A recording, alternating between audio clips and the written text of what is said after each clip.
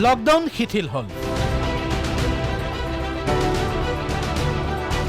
উদ্যোগ কাৰ্যালয়ৰ তলা খুলিল কিন্তু কেতিয়া খোল খাব বিদ্যালয়ৰ তলা চৰকাৰৰ নিৰ্লিপ্ততাত উদ্বিগ্ন শিক্ষক অভিভাৱক কৰোনা আতংকৰ বাবে এবাৰ দুবাৰ নহয় তিনিবাৰকৈ দেশত জাৰি হল লকডাউন অৱশ্যে তৃতীয় পৰ্যায়ৰ লকডাউনত বহু শিথিলতা দিয়া হল উদ্যোগ বাণিজ্য ক্ষেত্ৰলৈ কিছু স্বাভাৱিক অৱস্থা ঘূৰি আহিল খোল খালে চৰকাৰী বেচৰকাৰী কাৰ্যালয় কিন্তু খোল নাখালে শিক্ষানুষ্ঠানৰ তলা উদ্যোগ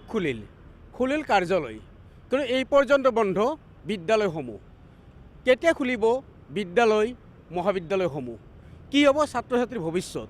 ইয়াকে লৈ এতিয়া চিন্তিত ৰাজ্যৰ অভিভাৱক তথা শিক্ষক সমাজ কেতিয়া খুলিব শিক্ষানুষ্ঠানসমূহৰ তলা এই বিষয়ে প্ৰশ্ন কৰাত দেওবাৰে মন্ত্ৰী হিমন্ত বিশ্ব শৰ্মাই দিছিল আশাৰ বতৰা স্কুল কলেজৰ সম্পৰ্কত অহাকালি বা পৰহি শিক্ষা বিভাগৰ পৰা আপোনালোকে এখন হয়তো আপোনালোকক মই মাতিম পৰহি দিনাখন আমি শিক্ষা বিভাগৰ কথা অলপ ভাল কৰি আলোচনা কৰিম সময় উকলি গ'ল কিন্তু কোনো নিৰ্দেশনা এই পৰ্যন্ত নাহিল শিক্ষা বিভাগৰ পৰা তাৰ পাছতে প্ৰতিক্ৰিয়া ৰাজ্যৰ শিক্ষক ছাত্ৰ আৰু অভিভাৱক সমাজৰ মাজত যোৱা 4 এপ্ৰিল তাৰিখে অসমৰ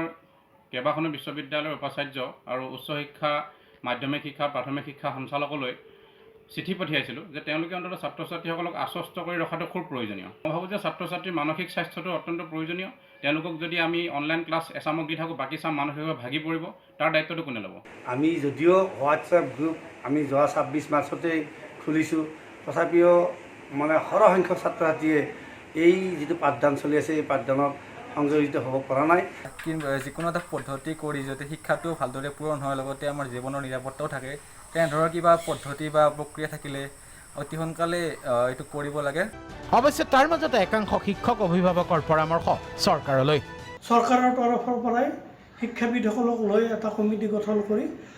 এটা বৰ্তমান শিক্ষা ব্যৱস্থাটো যাতে বাধাগ্ৰস্ত নহয় উপযুক্ত ব্যৱস্থা ল'ব লাগে মই আশা ৰাখিছোঁ চৰকাৰে সোনকালে মৰ্ণিং ইভিনিং শ্বিফ্টৰ ব্যৱস্থা কৰি হ'লেও স্কুল কলেজসমূহ খোলাৰ ব্যৱস্থা কৰক তেওঁলোকক আচলতে শিক্ষা প্ৰতিষ্ঠানসমূহে পোনপটীয়াকৈ যোগাযোগ কৰি আশ্বস্ত কৰি থাকিব লাগে তেওঁলোকক প্ৰেৰণা দিব লাগে তেওঁলোকক তেওঁলোকৰ পঢ়াৰ কথাবোৰ তেওঁলোকৰ মহাবিদ্যালয়খন যে দায়বদ্ধ হৈ আছে বা বিশ্ববিদ্যালয়খনে যে তেওঁলোকক খবৰ ৰাখিছে সেইখিনি আচলতে বিশ্ববিদ্যালয় বা মহাবিদ্যালয়সমূহৰ ডাঙৰ দায়িত্ব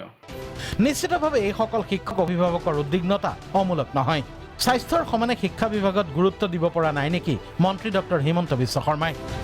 ৰাজ্যৰ আৰ্থিক সংকট দূৰ কৰাৰ বাবে বিশেষ সমিতি গঠন কৰা চৰকাৰে একে পন্থা নলয় কিয় শিক্ষা খণ্ডৰ বাবে ৰাজ্যৰ শিক্ষা বিভাগৰ বৰমূৰীয়াসকলে চেষ্টা কৰি উপায় পোৱা নাই নে ছাত্ৰ ছাত্ৰীৰ ভৱিষ্যতৰ কথা জলাঞ্জলি দি হাত সাৱটি বহি আছে এই কথা জানিব কেৱল মন্ত্ৰী হিমন্ত বিশ্ব শৰ্মা আৰু শিক্ষা বিভাগেহে ব্যুৰো ইনপুটৰ সহযোগত ৰমেন কলিতাৰ ৰিপৰ্ট প্ৰাগ নিউজ